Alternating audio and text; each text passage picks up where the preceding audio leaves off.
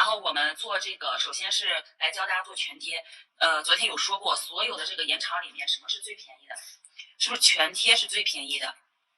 全贴的延长是最价格啊，就是大家日常你们在做顾客的时候，价格一定是最低的。为啥？因为它快。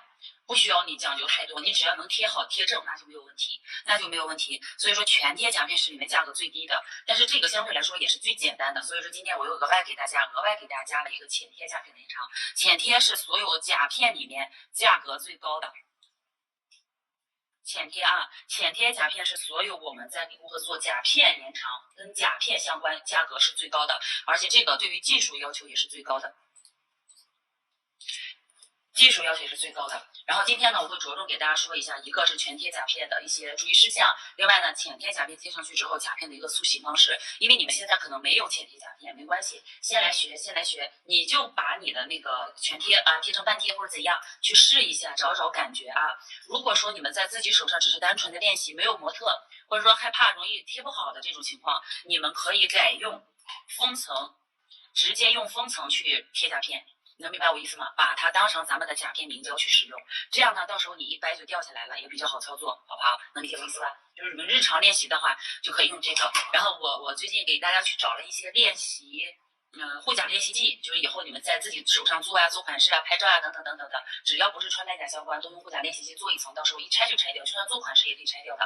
然后另外，我给大家最近在联系这个能不能做穿戴甲的渠道，就是以后大家我也不从中做啥，我就给你们多联系一些，因为咱学员越来越多，做穿戴甲的越来越多，能不能让你们自己就是有很多都在家的，很多同学就是在家里嘛。或者是因家庭因素啊，这种各种关系，婆婆妈妈不让的比比皆是。所以这样呢，我能让你们额外多少有点收入，我尽量去做啊，然后最近几天我先去协调，先了解透了再跟你们说，好吧？行了啊，全贴夹片我们直接进入一个实操，夹片的延长怎么去贴夹片？来，我们先来看，今天学会了之后，下一节、下节每一节这个我们的延长，你就知道夹片该怎么去粘贴了，好不好？来，小助理来，让那个这个手啊，昨天晚上我有给他简单做过前置处理，就是不至于说特别的粗糙。它的前处理是本来就跟我这个手似的，还没有我这个比我这个厉害的多，还要多啊，给他简单处理了一下。来，你先去打，我先去打，我给你大家来先记一下做这个夹片延长的一个步骤。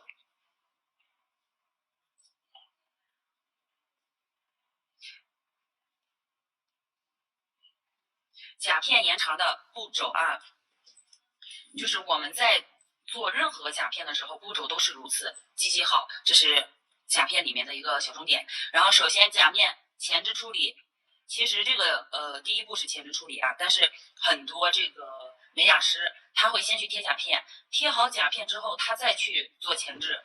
这样有什么好处或者不好处呢？如果我提前咱知道，在做前置的时候，如果他的指甲后缘特别的这种歪斜的，是不是我们可以通过做前置给他做的稍微怎样圆滑一点，让他这整个手指是这种，至少手指上后缘是圆滑的。但如果说你直接去贴夹片呢，一旦你说我的夹片我没有做前置，我上来先去贴的夹片，我就对着整个手指，或者说手指比较正的看指甲，感觉这边有点歪了或者怎样的，我一旦贴歪了怎么办？是不是？但是这样对于一个老美甲师来说没有问题，所以说前置可以作为第一步，也可以作为贴夹片后的第一步，能明白我的意思吗？就是这个不是固定的啊，我先跟大家说清楚，就是按照咱们日常的习惯来说，是先来搞前置，搞完前置之后，来就是修甲型。先把我的甲型给它修的差不多，贴甲片不需要我们的指甲修的特别的规整，不用说像日常我们修甲型似的啊，修的左右对称、上下怎样，没必要，因为全都是在指甲里面，尤其一些短指甲，你想修也修不着。所以说修甲型里面来说，能修的情况下，尽量修方或方圆啊。就是如果能修甲片的，能修甲型的话，它指甲比较长，像我这个，尽量的能去修方就修方，修方圆就方圆，这样都行，最好是方圆啊，都可以的。方圆为啥呀？因为 AB 点，你要是这样，像我这种，比如说我的 AB 点在这儿，对不对？我贴上甲片之后，这边是不是有一块镂空的？对吧？如果说再修一修甲片的话，这个位置是不是就变得更薄了？但是如果有你的本甲和甲片同时支撑，是不是这个位置会更牢固？所以说能修甲型，我们要贴甲片的话，能尽量修方形就修方形，方圆就方圆，这俩二选一，无所谓的啊。如果实在没有办法，就是前缘 AB 点，不要太靠里。其实我这个字看不懂，你们问我哈，不要太靠里。哎，能搞懂这个意思吧？能搞懂我的意思吧？我在这给你们画一个简单的小图，这是类似于一个椭圆形啊。当我们贴甲片的时候，当我们再去贴甲片的时候，你看，假设我要做全贴也好，半贴也好，浅贴也好，假如这个是我的微笑线啊，我的微笑线在这儿，但是我们要求的是怎样？两侧是不是昨天讲过垂直下来？垂直下来，假如我就贴这么长啊，多出来的这个是甲片的部分，那你看就在这个区域是不是有一块镂空？如果你的甲片再去打磨，这个位置是不是就变得更薄，而且没有什么太大的支撑，它就更容易断裂？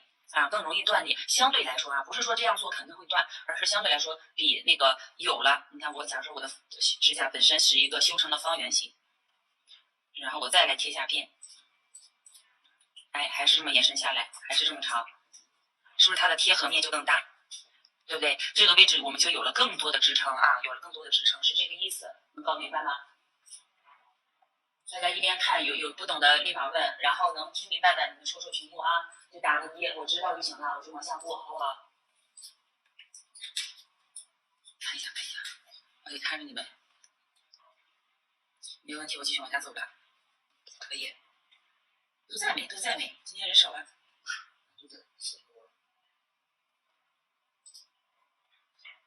没回应，我继续往下讲了啊，咱不耗太多时间，今天本来就晚了一会儿。然后来，你看这是第二个修甲型，这是我们的步骤啊，步骤里面，第一步是做前置，第二步修甲型，第三个打磨甲面。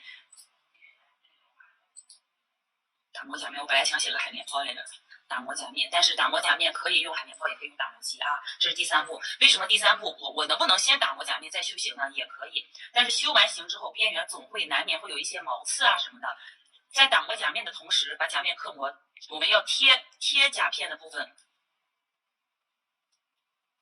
贴甲片的部分去刻磨啊，然后边缘的这些小毛刺呢，顺带的就可以再给它修一下型。这是前三步啊，这是前三步，到这都能理解吧？都能理解，我就开始先去实操，先把这三步搞明白了，然后我们再来继续往下写，不然我一下写的太全也不行。能看明白啊？啊，来，你的手可以吧？给我。这个我昨天给他修的时候，你看，可能直播间大家觉得不知道因为啥，其实就为今天做准备。方形看见没有？方形或者说小一点点的方啊，或者是一个偏向圆，这个一个椭圆，几个甲型来看啊。现在是我随便拿一个甲片，这是一个梯形甲。梯形甲片上面是有号的啊，大家以后像咱这个甲片是可以补号的，比如说5、6、7，这都是常用的号。你看这一盒甲片里面，这个还满满的，这个已经没有了，这些都可以单独补号的，不用再去买一整盒完整的一盒，好吧？太浪费了，以后单独买补号就可以。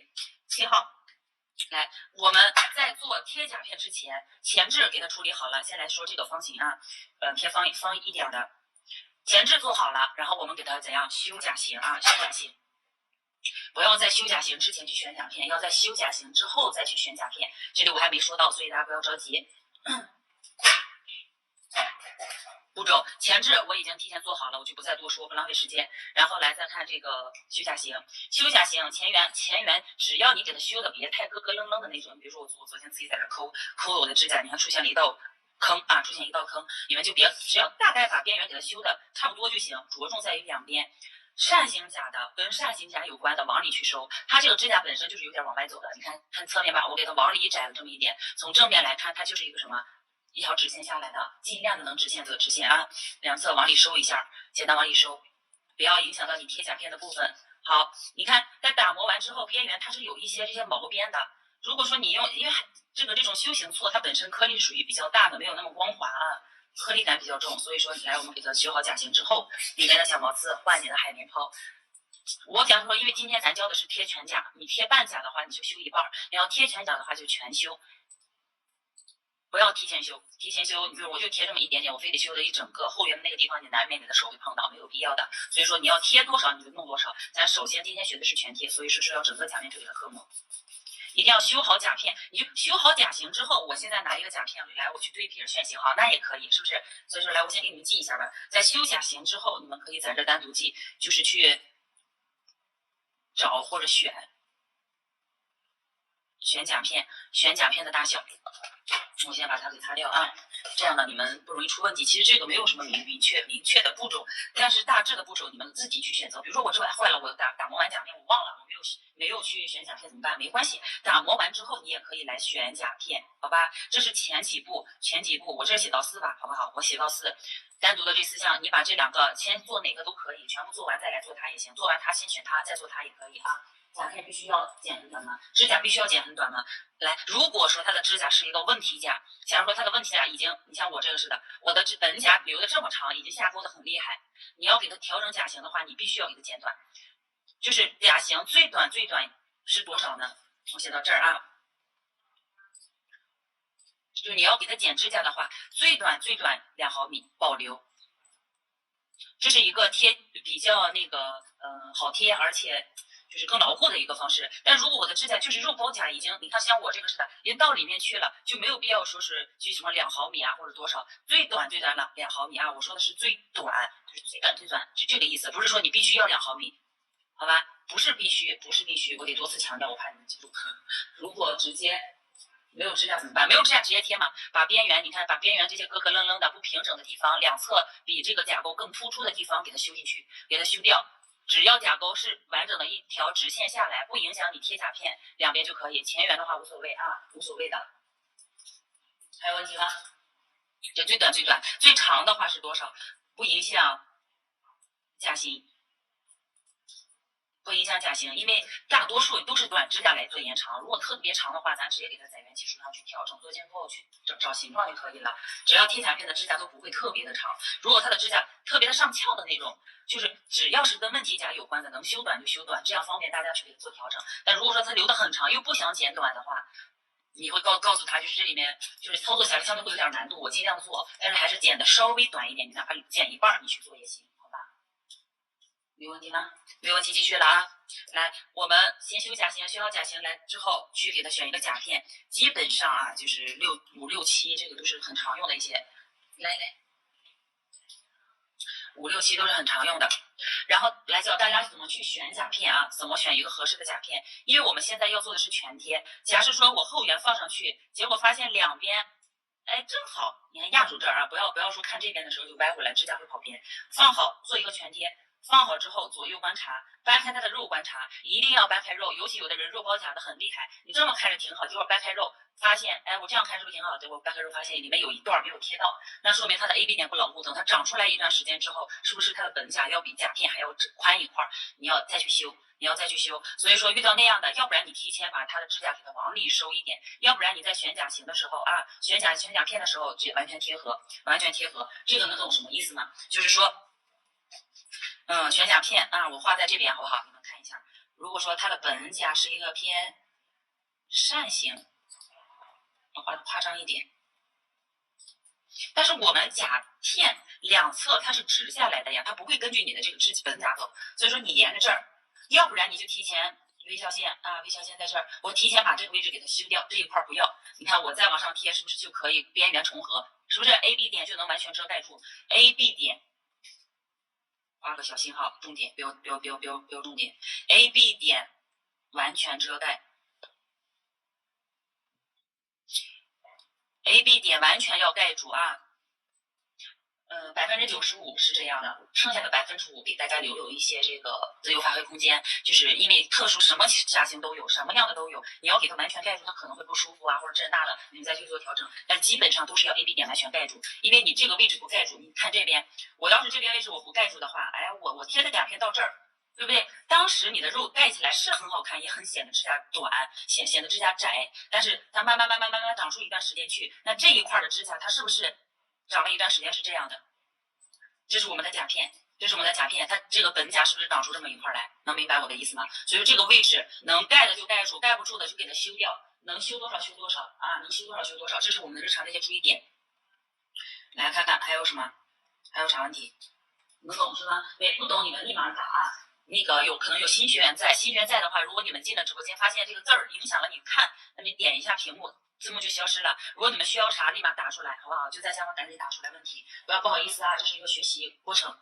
来，没有问题吧？所以我们选甲片的时候 ，AB 点要完全盖住。然后很多老美甲师说，我宁愿选小也不要选大。我不管你之前是怎么学的，在我这儿就必须要正好，必须正好，而不是说这个有选大或者选小都不对，选的比我的本甲床还要大不对，比它小一块也不对，必须完全盖住。那如果没有合适的甲片怎么办？咱练习刚开始我们学习的时候修的是啥？修的就是甲片练习。对不对？修的就是甲片练习。你看，假设说两边 AB 点完全盖住了，我如果正好没有大的也没有小的，那你就选大一个号，稍微大一个号。你看，假如说就多出这么一点点去，好，我在贴甲片之前，我先把这个多的地方给它磨掉，对不对？我先给磨掉，我再贴，这不就正好了吗？是不是就这个意思？另外还有什么呢？还有就是后缘，每个人他的后缘形状不一样，但是甲片它的形状是固定的，所以说我们不能拿着什么上来就贴。人家本来后缘就挺干净，一个小圆弧挺好看，结果这个甲型是一个偏方圆的，有点偏方圆一点点，是不是？好，我们遇到这种情况，你看我们需要怎样把它的两个角给它修一下，一定要修一下，就几下就好了，根本不会费多少功夫，至少保证你后期贴出来是比较好看的啊。你看两边这些小毛边给它打掉，所以全贴不要大家觉得说这些东西，你像19.9有的美甲店真的做的就是很应付，咱做的时候就做好，把这些不要觉得说这些问题点我就不跟顾客说了，你自己知道就行了。你只要是你的优势，你做得好的一定要让顾客知道。等他下次再上另外一个美甲店的时候，他就会觉得，哎，是不一样，你的顾客就回来了啊，就挽留住了。如果是扇形甲怎么选？扇形甲先修，我刚刚说过了，能先修就先修，把这两边先修窄，往里进去一块修进去，然后再去选甲片。扇形甲就奔着最宽的地方去走就行，最宽的地方把 AB 点要完全盖住啊，是这个意思，好吧？啊，再来看，你看我现在再来去放，光看后缘的话，是不是比刚才就要好很多了？但是这个甲片相对我的指甲来说还行，略微有点大，因为我这个指甲有点内扣。你看这个位置是不是还是有点宽？你不能就这么贴上去就完了，你该修两下修两下，做完要精致。就算是全贴，咱也给它做得漂漂亮亮的，不就多修几下甲片的功夫嘛？是不是？啊，擦干净，对照着看啊，你看是不是后缘只要完全贴合就差不多，跟它的形状是对称的，是一致的就可以了。继续往下看啊，继续往下看。好了，我们甲片选好之后，我们就准备好了，放到这儿。哎，我按照我的一个顺序，从大到小，几号到几号，我按照顺序排下来，大拇指、食指、中指、无名指、小拇指，是不是？几个手指排好之后，接下来就开始要往上去贴。贴之前咱说了，先选的甲片也好，你先刻模的甲面也好，都可以，顺序没有这个不定。来，握你的手，看一下。甲型它是一个偏扇形的，两边给它修进去，看见没有？这个位置是突出的，因为是扇形甲，它本身是这种炸开的，咱给它修进去了，然后现在去贴，对准它的甲型。你看它的后缘跟我的后缘又不一样，是不是？如果说甲片我们对找好了，甲片选好了没有问题，但是后缘的位置不一样的，该修修，该磨磨，我给它再去修回去啊。因为刚才给大家看的是我的甲型，你看每个人不一样，你看这个东西是死的，咱是活的，咱一定要随心念。就有的时候你们不听，可能就一直也没注意到这一步。来，好了，把边缘这些毛刺都给打掉，一定要干干净净的往上贴。你看这个时候是不是就要好很多了？一般来说，扇形甲相对来说它的后缘要比前缘会宽一点，你们就根据的这个情况去调整就好了。根据情况去调整，然后一定保证 AB 点的位置完全盖住，上面呢不要有这种明显的突出，因为你下面再怎么着咱也好修，但是上面你已经贴上去，你再去磨这两端的话很难磨到，很难磨到。所以说能在提前去把甲片修好的情况下去修一下啊，因为这个相对来说对它的看上边。看它指甲的上端就有点大，看下端吧，你要再选一号就小，所以说这个甲片是正好，我们只需要给它刻磨一下就行。可以啊，就这样吧。甲片选好了，没有问题，没有问题打，没问题打。有很多新学员在不知道我的这个讲课方式，他就是沟通要多聊啊，一定要多聊。好了，甲片选好了，我们现在把这个全部选好，统一不是一个一个去选，是全部先选好大致甲片之后，我们统一去打磨。打磨的时候可以用搓条，也可以用打磨机。然后我们磨后缘磨不到，注意看，用这个海绵抛这个面儿，这个东西不是一用成2年3年的用，你基本上如果你做顾客多，你1个星期可能用不了就得换新的。为什么海绵包比较便宜？它这个消耗是很高的啊，别一直在这磨，我就磨半天假面还是反磨年，为啥呀？你该换缩条了，不是说你再磨不动，你该换缩条了。你说你拿一个光滑的球，你磨这个刷东西刷啥，它能刷下来吗？你要换个钢丝球，你去弄，它不就瞬间就弄掉了。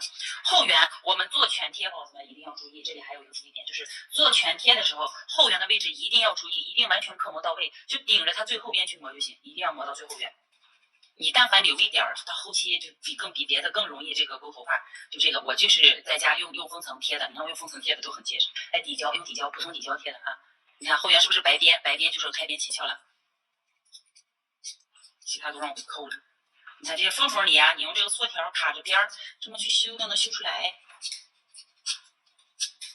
对不对？然后你用那个粉尘刷去刷一刷也行，你用腋毛刷刷一刷也可以，都可以啊，就是习惯这些都行。因为我们前置其实已经做的当时做的比较干净了，你再来去做这一步的话，基本上影响不大。但是如果说你们是这么去磨的话，你看它皮肤立马就变粗糙，所以说大家一定注意这些手法，全部磨好，刻磨完了之后，你再反过来用这一面，真的用这一面给它抛光，就假面不是有些凸起的小颗粒吗？有些凸起的小颗粒，咱给它抛光一下，就做的干干净净。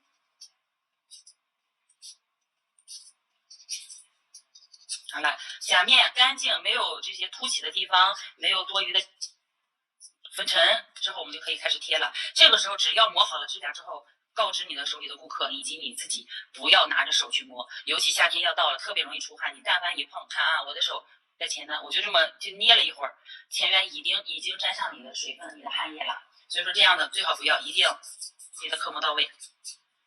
好了，到目前来说，我记得所有的这些步骤咱都做完了，接下来开始上手去贴甲片。这里我画星的都是标注的注意点啊，有几个注意事项。来，你先拿走，我先给大家写一下。到目前来说是这个是注意点，对吧？然后接下来我们要贴甲型、贴甲片了。贴甲片的时候，修甲面啊，应该说刻磨甲面后，我大白话一点，谁都不要摸甲面。我这个尽量白话一点，你们能这样记，或者你们自己按照自己的方式去记啊。谁都不要碰甲面，就是你告诉顾客，你要是碰甲面掉了不管，就是一定不要碰。很多顾客就习惯性的，哎，真干净，我摸一摸吧，一摸得了，而且他不摸一个，好几个一块摸，完了你后期你再贴的时候怎么就掉？我做的很好呀，有可能你在低头的功夫就那啥，所以这句话一定要告知顾客，在打磨完甲面之后，一定不要再去摸，一定不要摸啊，一摸就坏事儿。好吧，以防万一可能会没事儿，但是咱避免掉所有的这些售后问题，这是第一个注意点。第二个，我们在贴甲片开始去进行粘贴，第5步了。贴甲片的时候，后缘留多少？全贴啊，后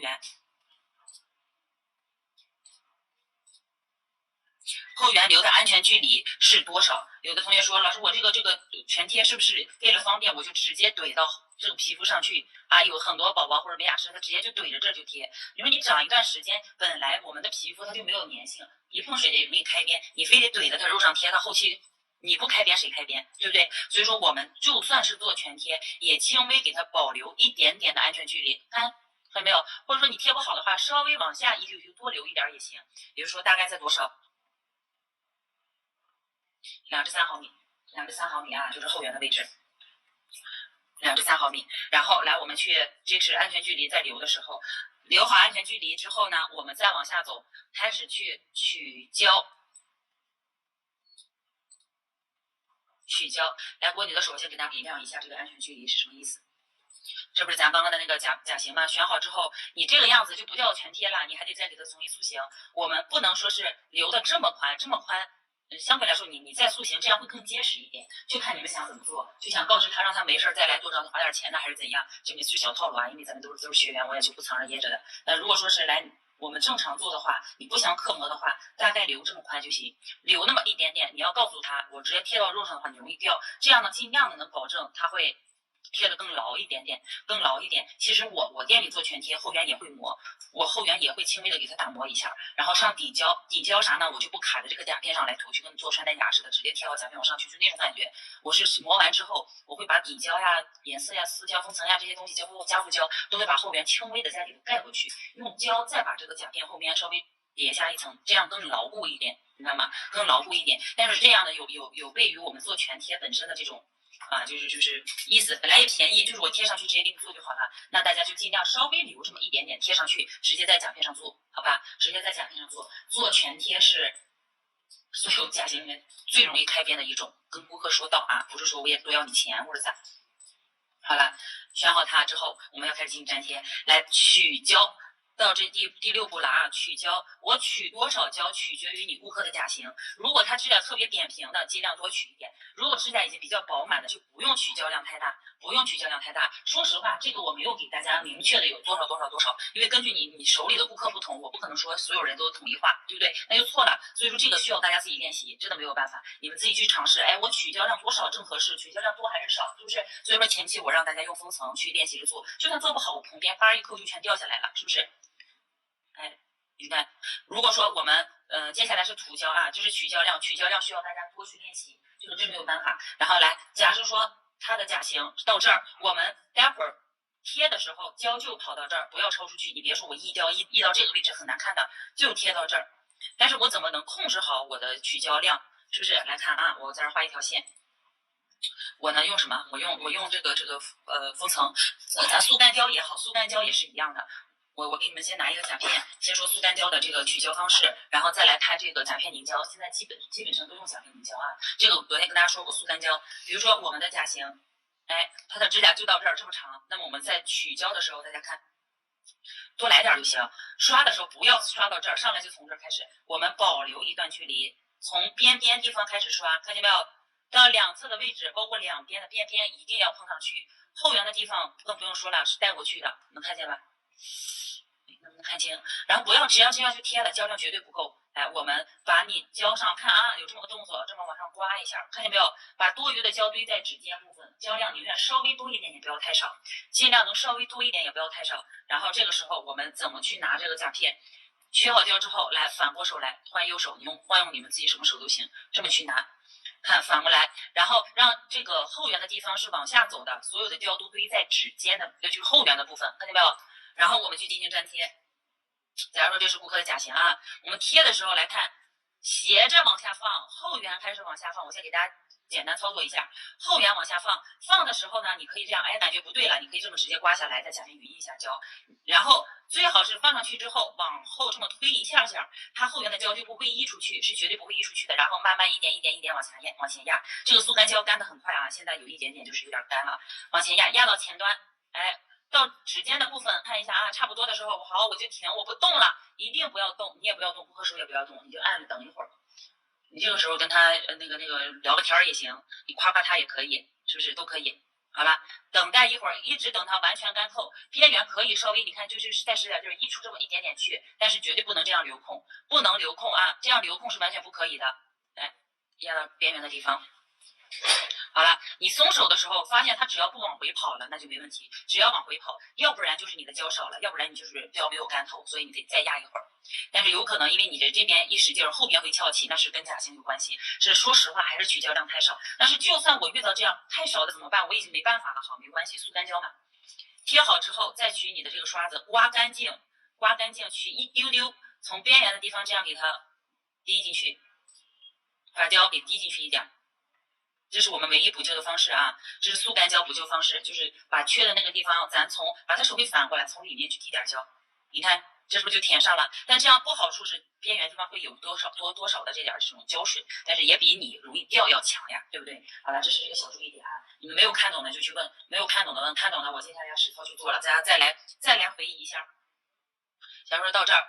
这是速干胶，就是直接从后腰往前压。速干胶没什么难度，很简单。你像咱现在新手用的话，你们都用甲片凝胶去贴，没有甲片凝胶的这个胶还算是比较好用的。你们没有的话，就去找你手里的那个封层，用封层去练习。用底胶的话，要比封层更结实的了，因为底胶它对于甲面来说粘合度更高一点，所以说你们最好用封层，或者是加固胶也行，都可以。看看啊，本甲的长度在这儿，我们用这种胶类的东西在刷的时候也是一样，先不要去胶量太大，从边边地方开始刷，看见没有？两侧边缘的位置是一定要刷到的，然后一点点往中间去过渡。如果你直接刷到这儿，一旦胶多了，是不是会溢出去更多，前缘会更难看？但如果是胶少了的话，你在这个用这种是可以直接拿下来再去补胶的。所以说用这种甲片凝胶的好处就在这儿。哎，刷好之后，就算你刷的是齐的，你在压的时候，它是不是可以再通过甲型慢慢去找平？但是如果像我这种甲型特别短，我再去贴甲片，然后刷齐的话，它两侧这个位置两边啊会溢出很多胶去。所以说我们在铺形状的时候，是不是可以这样？哎，我给它铺一个弧形。能明白我意思吗？就是指甲微笑线 AB 点特别高的，我可以把这个在刷胶的时候做成这种弧状的，刷成弧状，你在压的时候，两端相对来说就要比你平着刷更容易那个边缘平齐，不至于说两端这个位置哎溢出来这么多胶，能明白我意思吗？这个我只跟学员去讲啊，在直播间里面我就不再说的。胶水多出来的发白怎么办？发白的话，用你速干胶发白的话，用干燥剂，就是速干的那干燥剂去刷一下就可以了，去刷一下，它会立马不白了。啊，干燥剂用干燥剂啊。好了，我们你看铺好这个胶之后，来还是同样的反过手来，就有这么动作，让后缘往下去躺着，看见没有？让胶往后缘走。这个时候你需要顾客帮你啊，或者说你自己有个小台灯啊、手持灯啊都行，让顾客你说照的时候帮忙照，但是在照的期间，你的灯是绝对不能照着桌面上任何开口的胶的。来，过来帮我忙两个手啊。对，待会儿帮我按一下。来看，再来看，刚才咱重复一下甲片上的步骤，选好之后，后缘的这个位置胶不是都在这儿吗？你这个就算放半天，它也不带去干的。所以说甲片凝胶的好处就在这儿，可以这样薄薄的再贴上去，薄薄的再贴上去。你要是速干胶的话，你甲片上那个很快就干掉了，没必要。然后这个的话也不用啊，也不用，就你多刷那一步根本没，你把这些做好了很快的。你看，只要胶量够，你看啊，我要做全贴，看我不会从直接后缘往下压，我从这儿开始往后推一点点，看见没有？推着一点点往下压。啊，推着，你看有地方没有贴好，或者我贴歪了的情况下，没关系，我再直接这样斜着这么刮下来，这是用甲片凝胶的好处。你们不要管我是不是封层啊，这个就是甲片凝胶。在贴的同时去找整个手指的中心线，这里又是第三个注意点了，取胶、铺胶、贴啊。贴的时候注意从后缘开始。从后往前去压着贴，不要直接就这么平着放下去了。这好多就这么平着放，或者从前缘往后，后缘特别容易溢胶，是我禁止的。我不管你之前怎么学的，不要这样做。然后你要刷薄薄的一层再上去的话，很容易两边或者后缘溢胶，没有必要，不要那样做啊，不要那样做。然后来取胶贴的时候，我们要找整个手指的中心线。这第7个又是一个格外的重点啊，找手指的中心线。就是因为你像他这个手指是有点歪斜的，看见没有？他整个手指中心线是在这儿的，他的手指有点往左边跑。如果他跑的不是很厉害，你能通过贴甲片，比如说我贴甲片不能顺着他指甲贴，延长之后问题会更明显。那我贴的时候会稍微往这边转一下，但是他歪斜的很厉害的话，那你就直接跟顾客说，这是你的你的手本身的问题。就算我再怎么贴，你这两边留的太多不好看，所以说贴完这个手指会歪。这里我要跟所有的学员说，你会预判到的所有问题提前跟顾客说，把不好的话全部说在前面，他后期就不会赖你，因为他知道是他本身原因。但凡他只要贴上去，他才发现歪了，明明是他手的问题，他就不会，他就赖你，就说是你的原因，反而就说你怎么技术这个样，他不说出来心里别扭。所以说你所有不好的话提前跟顾客说啊，不要不好意思，你说上1次2次，这是对你自己负责，开门做生意不能再去讲究嘻嘻哈哈。来看啊，我说过了，从后缘往前压。先放上去，不要直接顶在最后边我们要贴的地方。刮一下之后，来慢慢往后推一下，来准备好给我照灯来。贴的同时去看整个手指，先不要照，吓我一跳。找整个手指的中心线啊，找个手指中心线。哎，你看我压到这儿差不多了，来过来帮我照灯。对，放上去，不要动，放上去之后不要动，不要动，大概等待5秒10秒差不多啊，就多照一会儿吧，多照一会儿。好，来松手可以。你看这个基本上贴好了，你看我稍微往这边一倾斜，整个手指是不是现在就变正了？所以说稍微一倾斜，它并不会影响。你看 AB 点它也是完全遮盖住，这个有轻微一丢丢，待会儿一磨就磨没了啊。这边你看也是给它盖住的，这是它的假指甲，这是假指甲。好了，这基本上就可以，就这么去贴，能看明白吗？我再来贴一个，这样贴好了之后。贴好了之后，就不要动了，先不要去给它刻膜，它现在的这个是不牢固的，它只是简单固化住了，但是不够牢固。我待会儿再给大家贴一个。然后第8个照灯，照灯或者速干胶的话，你多压一会儿，压干就可以了。但是照灯的话啊，分2步写吧。照灯的话，先照5到10秒钟，不要动，全部都贴好了，统一再去照灯。全部贴好后，全部贴好，你们自己记下来。有的是你们按照我的这个写可能有点乱，全部贴好后，照灯2分钟。2分钟，注意听，是2分钟，不是平常的1分钟。不管你的灯有多么好，你的胶有多么好，2分钟，这是避免它后期甲片会掉的原因。就是胶还在手上呢，甲片掉了，是不是？如果是速干胶的话啊，一定要多按压一会儿。指甲越扁平的或者越有问题甲的，越要多压一会儿。有可能你需要按压到30秒，有可能需要30秒，基本上啊要的挺时间，30秒左右啊，30秒左右，就是你们看看，就是这个问题。到目前来说没有问题吧？我再做一次。来，刚刚那个甲片，比如说我们速干胶发白的，发白是什么原因？在你胶没有完全干透之前，我给你们看一下啊，给你们弄一下，是以防万一。比如说我的胶，哎，我刷到这儿，它还没有完全干透的时候，我拿棉片，要不然我还蘸点清洁水给它擦掉吧，不要用干的擦。你用湿的话，用湿的这个棉片擦的话，你看现在没有完全干透，我给它这么擦一下吧。结果过一会儿，甲面上慢慢开始发白。你只要碰到这个清洁水越多啊，它就会干的越厉害。你看这发白的地方没有？是不是？这个还不是很明显，有些明显特别厉害。取干燥剂啊，我这个就不写了，你们自己记住这个就行。干燥剂，看是不是？干燥剂你只需要在它反面这么来上2下，它就好了。但是胶痕还在吗？胶痕还在，只不过不发白了。这个是速干的，会瞬间挥发掉的，它也不会再回去，好不好？就这个意思啊。行了，还有问题抓紧问，抓紧问，没有问题我再贴一个，大家再来看一遍，你们需要看吗？你跟我说，来给我你的手，比如说像这个吧，再选个甲片，安全距离啊，问题啊，是各种各样的问题，我能说的都给你们说了啊。该刻膜，自己练习的话，你想要待会儿再拿下来，就不要再去磨了，直接就是甲片，哎，你在你的本甲上，你也不用磨，我说的是不用再磨指甲，磨你的本甲，因为你待会儿卸好卸，你练习嘛，你不能说磨得特别干净，再全部抠掉，对指甲损伤太大，就在这个原片基础上，或者说你指甲涂一层护甲练习剂，是不是？涂一层护甲练习剂，我再去贴也可以。对于指甲歪的，哎，我再给它稍微调整一下也可以。你看看，想一想我的这些步骤，你们再回忆一下。假设你再给他做，我的步骤跟你的步骤是不是一样的？好了，打磨甲面啊，该打磨好了之后取咱们的甲面凝胶。我在课程里不做这个任何形式的这个品牌推荐，只是学技术。所以说我的很多产品我就不漏了啊，你们自己知道就行了。现在是甲片凝胶，用甲片凝胶去贴，新手建议都用它。练习的话你们没有，但是分层都有，所以都可以练。根据指甲的长短来判断，比我的本甲的位置涂的要稍微矮一点，就是涂到整个甲面，比如说占3吧，你再涂胶刷到2/3，中间的位置可以给它走一个圆弧形啊，走一个弧形，两边尤其是这种微笑线特别高的啊，你像是一个椭圆形甲或者尖形甲的，是不是都可以刷成这种弧状来贴？来准备一下，帮我那个啥，贴的时候你可以放上去之后，我先整个甲面这么过一下，比你刷一层胶要好。贴的甲面打磨不用打磨，直接这样做就行。待会儿做完贴完之后我再跟你们说其他。快来帮忙啊！不要动，好，慢慢往后推到我们想留的安全距离。现在去看整个手指，去找整个手指的中心线，不要只看指甲，看整个手指的中心线正不正，一点一点的往前压，两端有一胶先擦掉啊，有一胶先擦掉。一般一胶呢是它的本甲特别的高。来，我这里正好跟大家说一下，在贴的时候，一个是问题，我正常去贴没有问题，但是如果说它本甲弧度非常高的，你像我们做过建构，我们在贴的时候就可以这样拿。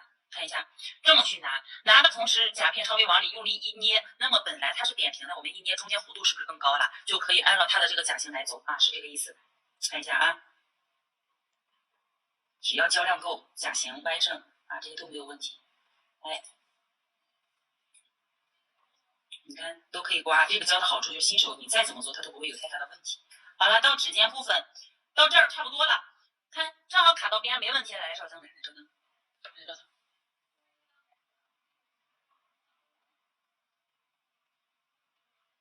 大概3、5秒钟就好了。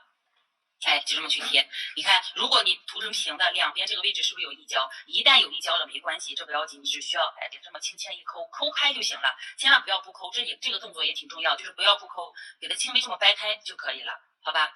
全贴就这么去贴就好。后缘多少，这就有一点溢胶的话，你待会儿用那个海打磨机去给它磨一下，因为后缘我是推荐大家会多少磨一点点的你看整个手指是不是在一条线上，对不对？在一条线上，我们在贴的时候是不是改善了它的问题甲？因为它的质量这个本来朝这儿的，咱贴完之后轻微调整就要正很多我们这时候就可以用了。甲片凝胶对，甲片粘合剂，甲片凝胶就是甲片粘合剂。我给大家昨天课程讲过，它有叫甲片粘合剂，有叫万能粘合底胶，有什么黑科技凝胶，什么等等等等的。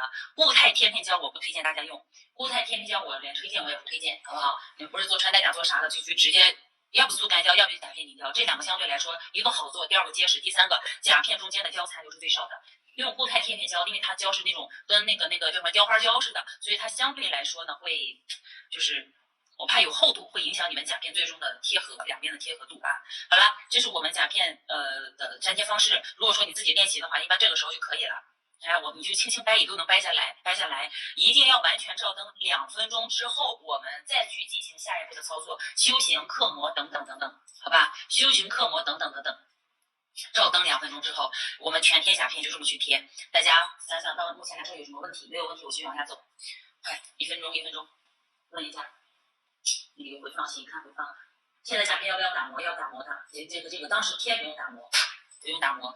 在贴甲片。不管用什么胶都不要涂底胶，直接刻模，打磨好甲面之后直接开始去粘贴，好吧？打磨好甲面之后直接开始就粘贴了这是咱这个步骤，没问题是吧？没问题。整只手2分钟嘛，你看我这个每个甲片我都照了大概5秒钟左右，它不定住了，它不动，但是不代表它已经完全干透，它的胶可能还有一点点软，所以说我们每个都贴好了之后，来放到那个光疗灯里面去照2分钟，照2分钟的同时，你做另外一只手是这个意思，整只手统一照2分钟。因为你用这种手持灯或者是小台灯照的手指照了单个手指，其他是没有碰到的没有是吧？过了。好了，来，我们整个手全部去照灯之后，来握手，整个手全部去照灯，照灯之后，我们现在就可以给它修甲型、刻模等等的，就是做款式之后了。你比如说，我们用这个一字剪都一样没必要去买特别好的，还有那种剪甲片的也可以。这里要注意，我们假如说现在已经贴好了，完全照灯时间够了，如果客人人家有裂的，可以贴甲片还是做什么？有裂的可以直接贴甲片，但是如果说他想但是他的甲片你一定要推荐他去做半贴，一定要做半贴，不要做全贴，不然全贴下次有可能会它会抠掉，不牢固，就是尽量做半贴。然后做半贴的同时呢，如果他说想留的很长的甲片，一定要多用2到3次，它的那个裂的地方就长出去了。但如果说它的裂是只是在指尖的部分，直接贴就行。如果在后面的话，这个就不要了只要伤害到有出血部分相关的，我们就不要去碰，好不好？本甲有裂。然后如果说是我不想贴甲片，不想做延长，他想裂又想养指甲的，咱有那种纤维修复胶，用纤维修复胶去给它叠加一层，然后做建构，给它盖住就可以。然后再找出去，慢慢给它修掉这是这个。好了，假如说我们甲片全部贴好了，我要去用一字剪，这是市面最普通、最常见的那个一字剪。剪的话，这个看有一个弧面的，这是一个插板的这个插板你们看的话，人字吧，就正着看一个人字。这个右边的这一撇是朝向你的，就是岔出去的那个是朝向你的，不是这么着用不是这样用，是反过来用。用的时候跟甲片剪的时候一定要垂直着去剪，不要有倾斜剪，垂直去剪，不要害怕。剪的同时，这个大拇指压住它的指甲，这样呢防止你在剪的时候过于用力往上顶往上翘出现这个人家顾客不舒服。比如说我想留多长，我想留这么长我一定会多留出一点点来，方便待会儿去修形。我不会说我想留多长我直接剪上它，不要，好吧？我想留多长我剪掉一部分，比如说这个我就想留的这么长，那么我剪的时候我会轻微的把前面的数字给它剪掉，对不对？看我的大拇指，或者说你这样夹就跟夹住它一样，夹住它，然后剪的同时怕这个东西会到处乱崩的，拿这个大拇指，看见没有？它就不会到处崩了。这是几个小手法，你们自己试一下你们要不要现在实操一下试试，感受一下？就放上去，垂直，你看一定是跟甲面是垂直的，不要有倾斜，倾斜会怎样？倾斜完之后它整个往里去糊，或者往上倾斜的话，看看上面这个甲片会翘起一部分来，这是很常见的问题，所以要垂直剪，这样，哎，你看我也不会崩，我剪的边缘也很整齐，我待会儿直接修形再做就好了。你看明白吧？这是死皮这个剪它的一个方式，我今天教了，明天就不教了啊，你们看一下，或者说明天稍微带一下也行，以防万一你们有会全贴的，不看今天的课。好，剪好甲型之后，我们就开始进行下一步了。其实这个相当于什么呢？就相当于重新做了一层自己的指甲，把贴好的甲片当成自己的指甲来操作就可以了。你正常自己指甲怎么做，这个就怎么做，只不过不需要再给它做建构，不需要再做建构，因为甲片它的弧度自然弧度是挺好看的。然后如果说它的弧度不好看，你可以做调整。然后来看啊，昨天我给大家讲过，咱翻一下昨天的这个记录，有几个注意点。有几个注意点，这是昨天的课，让大家贴做的延长是不是一定要是一条直线从 AB 点延伸出来的？来拿手给他看。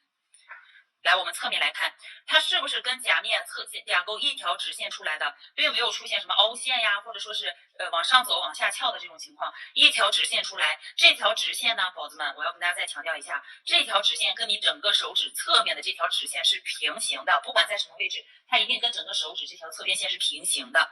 看一下，它不至于说上翘，只要是上翘，你的手指这条线在这儿，好了，你先拿一走啊。就是不管你从整个手指过去任何一条直线，跟这条线都是平行的。如果你的手指线在这儿，但是你做完之后，你的这条线往下跑偏了，那说明你这个贴的有点下钩或者上翘啊，是这个意思。不管是哪个，所以说大家把昨天这个问题点一定要注意到，贴甲片的时候，如果有遇到问题甲，来假如说我给你找一个我的指甲。我给你们演示一遍，我就生怕今天讲了又没讲全。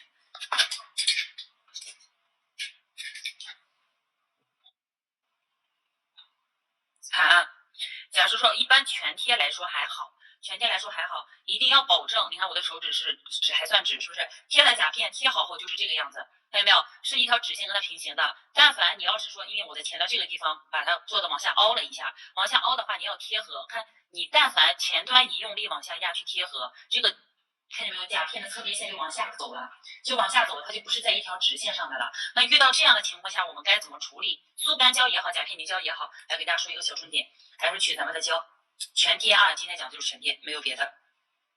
全贴还有浅贴，待会儿给你们浅贴过一下，浅贴更好贴。遇到这样的一定要多量取胶，尤其是前端，我们只需要在贴的时候，哎，正常后缘往下压。我们在贴的时候，侧面也要多去观察。到前端的时候，哎，感觉胶压不过去，说明现在胶少了，我先把它给挂掉。你帮我去接个电话，看这是谁。然后你就先给它取下来，然后再去勾一点胶，再去勾一点胶，用甲片凝胶，看啊，去把前缘的地方，我们去给它怎样？用这个胶去给它填平，填平之后的这个甲面，你看是不是跟它就平行了？但凡你想我特别往下压，一旦你往下压，胶溢出去，而且它指甲有点下钩，这样是不好看的。就是咱做指甲最好是高标准、高严格要求自己，好不好？能理解我的意思吗？就是前缘有空的，我们用胶去填平，但是侧边线一定要观察是不是一条直线出来。然后全贴吧，尤其问题甲我也说了，一般很少做全贴，要不然就做高倍半贴，要不然就做正常半贴。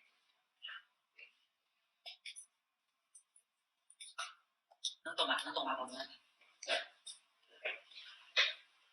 有问题快问啊！有问题快问。这个具体有问题，那个问题甲呢，我会有专门的有几节直播课给大家讲过，肉包甲呀，还有这些什么上翘甲、扁平甲都有讲过，你们可以去看一看，一看就明白了。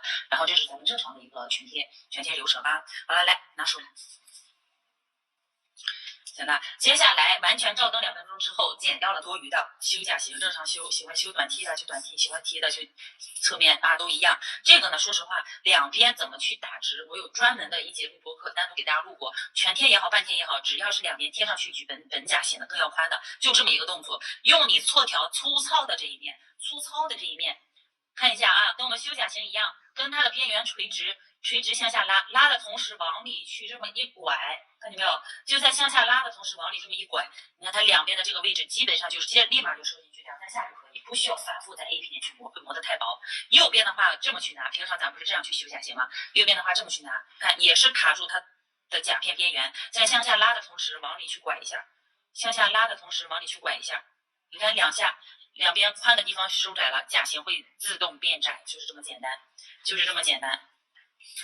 哎，收窄之后后缘碰着就碰着了，碰着就碰不着吧？是不是会了全贴半贴也是一样的？半贴是一样，但是半贴比这个全贴反正塑形要求高一点。贴甲片都一样，贴甲片都是一样的啊。浅贴的话，我还得待会儿给你们去讲一讲。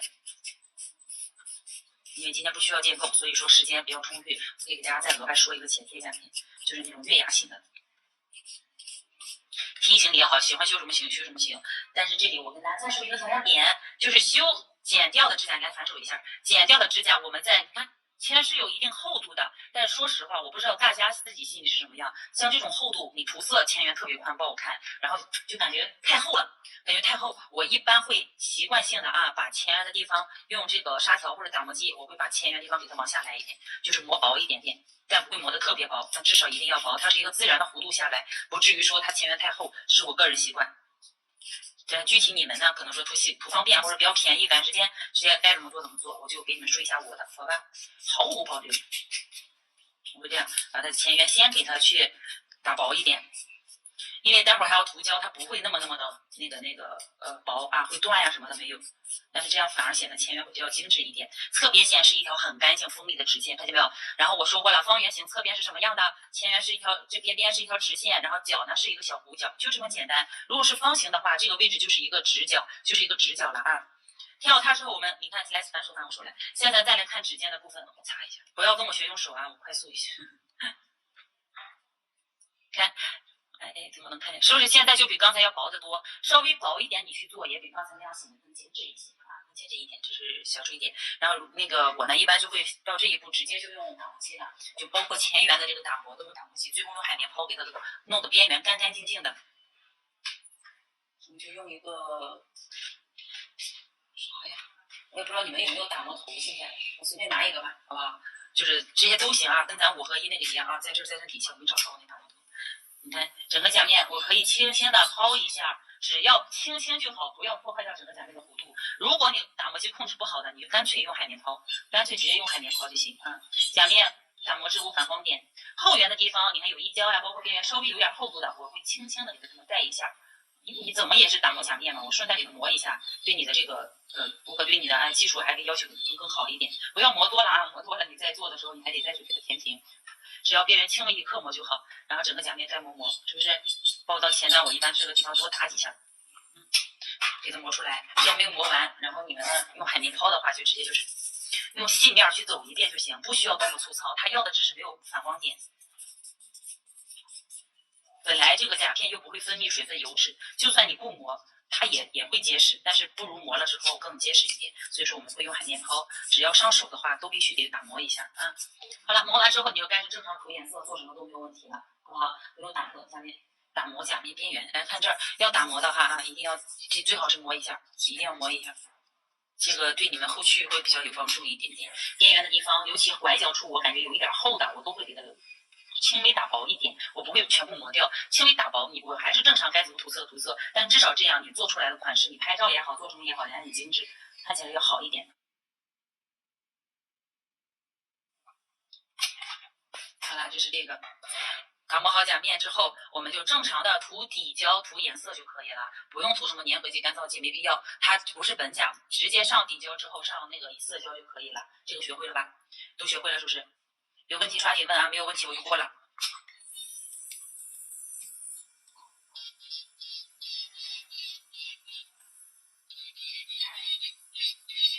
还有呢，两边我教你们用的是错条，这样更快。你们也可以用打磨器把两边这个不是高出去的地方嘛，轻轻带一下，它也可以收窄的啊，也可以收窄。我一直在用的是那个错条，因为我老不想让你们为了打磨两边再去拿个打磨机。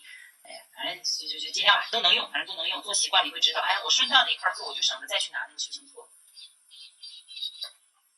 两边这边给它打薄，收窄啊，主要是收窄，然后两边整个涂抹一下。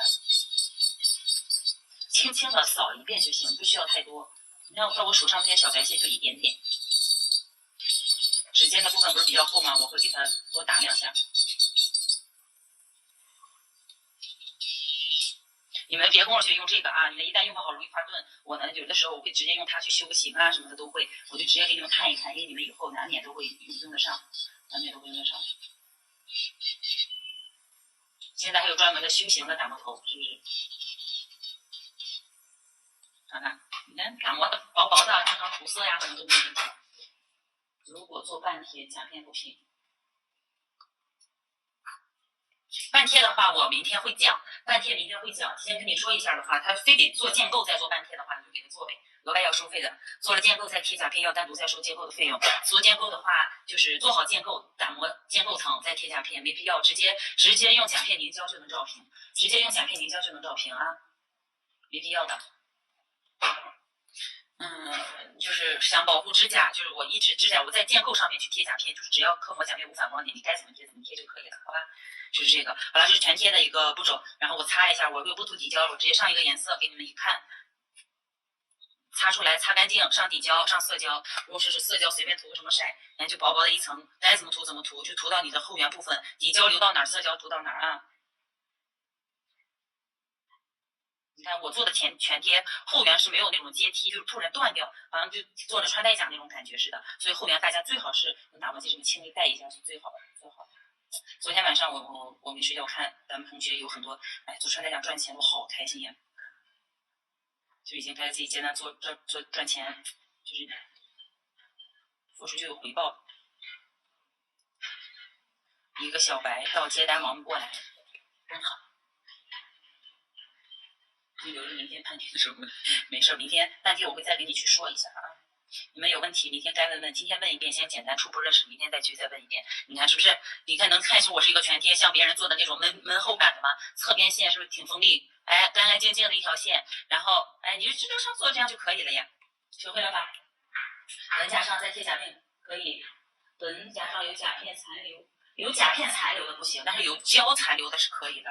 有甲片残留不行，有胶残留是可以的啊。只要你的那个残留是比较结实的就行，它别轻轻一碰就掉了，那干脆就别留了。就剩下那一点点，你要贴甲片，你干脆全给它磨掉就好，因为甲片可以留很长时间的，甲片可以连续用2到3次的。所以你们单次收费不要太便宜，便宜你下次挣啥钱？挣款之钱嘛，是不是？还有没有问题？是不是我没有回答到？好了，来，这是针对于全贴甲片，我这里快速给大家再过一遍这个浅贴甲片的方式，贴法都类似，唯一有一个注意2个注意点。什么叫浅贴甲片啊，宝子们？这个甲片它不算贵，但是说我真的用了很久了，所以我就给你们去那个啥一点，我就不说多了啊，咱不做这个推荐。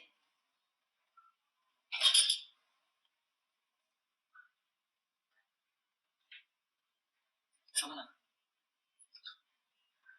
不要硬掰啊！不要硬掰。我用的是封层，所以说我轻轻的这样给它慢慢的走一下是可以的。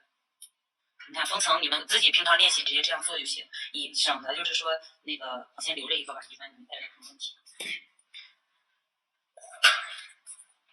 你看里面胶都没打干，真好，一擦就擦掉。浅贴甲片啊，浅贴甲片其实是它的这个唯一区别就在于它侧面，你们看。虽然都是这种方形的，但是它的 C 弧是特别大的。你们看到的很多图片做有 C 弧的，它这个就很漂亮。但是咱平常的甲片，它的弧度也就是整个圆的有1/4，它呢就是整个圆的1/2差不多，看到没有？但说实话，这种甲型没有这样的更精致、更漂亮，用的也多。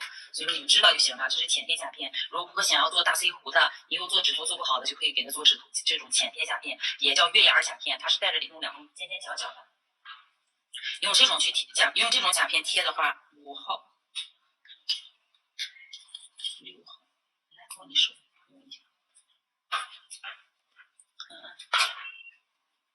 全甲片这个有个不好处是什么呢？为啥好多人都不做？因为它在贴的时候容易炸开，他不知道该怎么选。这个呢，只需要你轻轻放上去，跟甲面差不多贴合，然后两边着重看的是哪儿啊？它只需要你的 AB 点能盖过来就可以，不需要就是往前一点，不需要就是特别的往后或者往前。但是有的微笑线，比如说微笑线特别高的，你得往上走一点；如果微笑线比较扁平的，那就在下面，只要盖住它就好了。选好甲片，两边这么放上去看看，这个差不多可以。但如果说你放上去之后，轻轻放上去，边缘的地方挺好，这个位置跳的比较，所以这个角我之前发过视频，然后有的这个粉丝就说，这老师一点也不专业。是剪掉之后，有的你们学的时候有的不让你们剪，对不对？但是也是根据情况。如果你这样能够贴好，那2个尖尖已经影响到了，你早晚都得磨掉它，你就干脆直接把它给怎样？直接给它剪掉就可以了，直接剪掉就可以了。看啥这个？现在不是看这个的时候。好了啊，选甲片的时候也是放上去 A B 点完全。这个侧边线是在一条直线上，啊。选的时候你们要选好一条直线 ，A B 点完全贴合，然后压下去，这个甲型不会被撑的这个样子。这个样子的话是不行的，就2个差的不大。你看什么叫撑的那种感觉？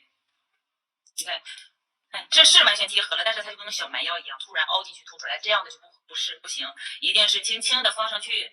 轻微可能会有一点，但是在你贴完之后，两边能收进去，一个很直的这条线，这个甲片大小是正好的，好吧？先涂护甲练习剂可以啊。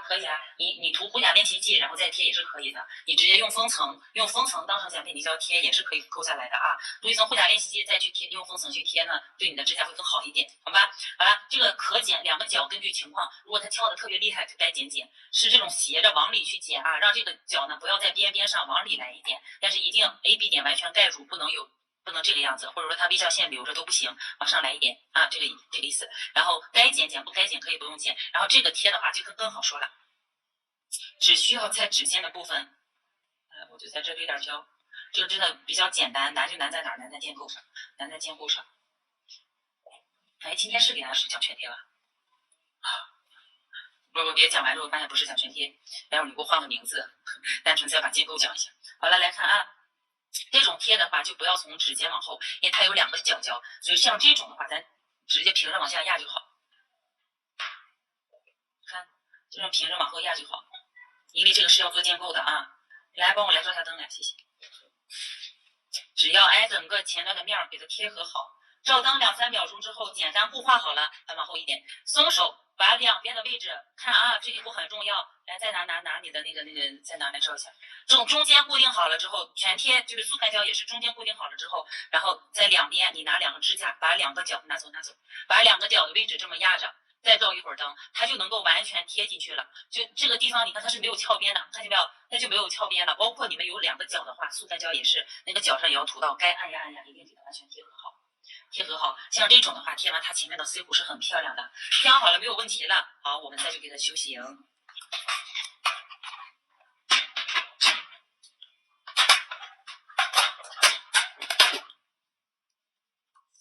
修形咋修还记得吗？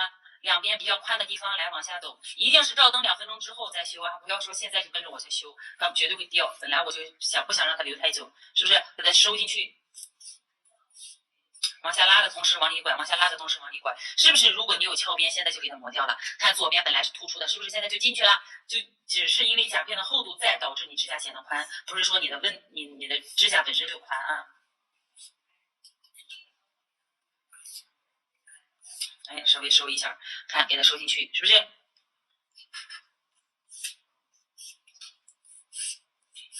这个甲型呢，这个甲片好在哪儿？就是只要你想做 C 弧的，直接用它做就挺好看。那边缘的地方需要刻模吧？不需要，因为你它这个扁平甲的还得给它做坚固，还得铺胶，基本上就全盖住了。只要边缘没有多余的这小白色的物质，给它扫干净就可以，正常该打磨甲面正常做就做。如果需要修甲型就该修。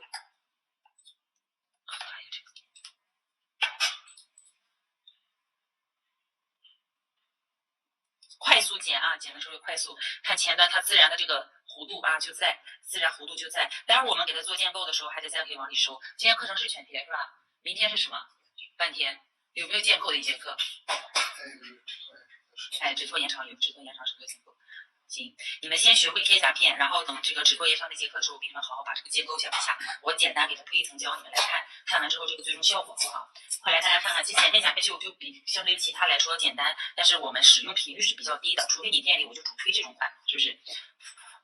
我就不再给它修行了啊，你们该怎么做怎么做。要给它做建构，我们去取咱们的建构胶。拿着光疗笔，什么光疗笔、平头、圆头都可以啊。先涂底胶，宝子们，正常做的话，打磨好甲面，先涂底胶，打磨甲面后先涂底胶，再薄薄的，好险，再薄薄的去给它叠加上，哎，这种厚度。我呢一般就是我也不用薄涂，一般就是直接取胶，底胶之后直接取这个建构胶侧面。我先给大家简单一放，你们具体的话啊，先学会贴。到那个止脱延长那节课的时候，我会教你们怎么去铺胶，怎么去涂胶。你看像这个的话啊，直接堆上去，后缘慢慢给它推出来。这个因为前面的有甲片，所以它肯定厚，所以后面胶尽量比前面都要厚一点。你只要会做建构，你拿个那个调胶棒，你可能把这个建构给做了。它不需要刷子，它只需要给你甲面找平就可以。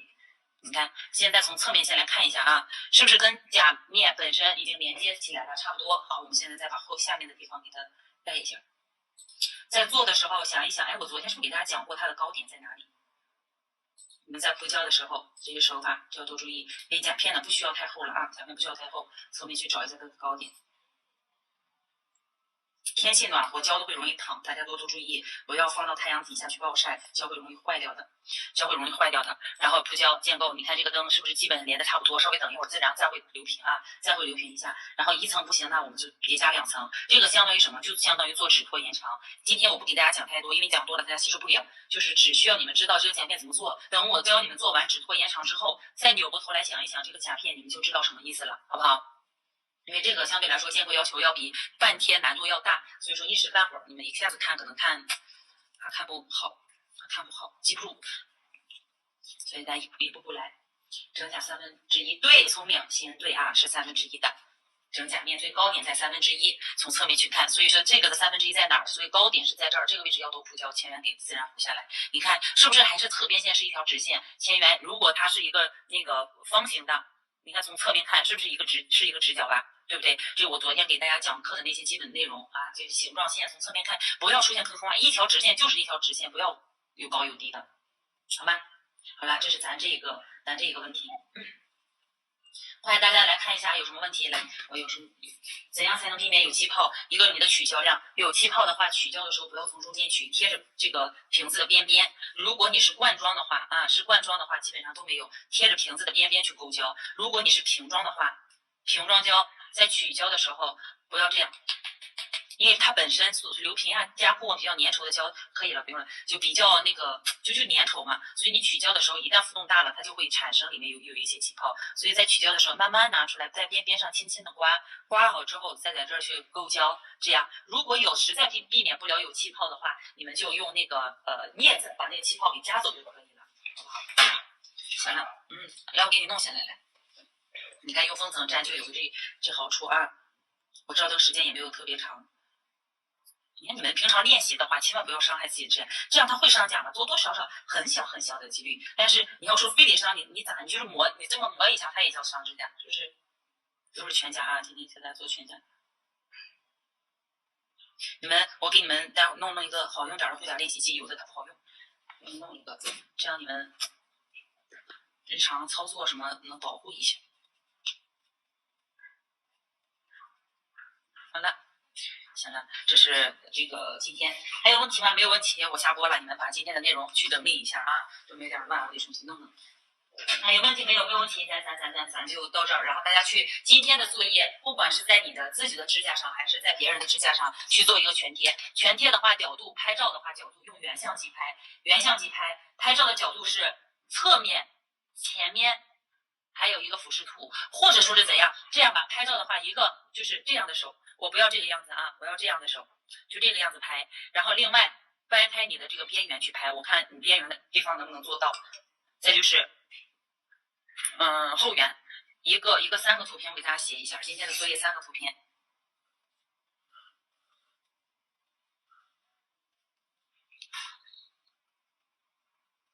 图1整手。我不管你做了几个手指啊，就是这么一个整手俯视图，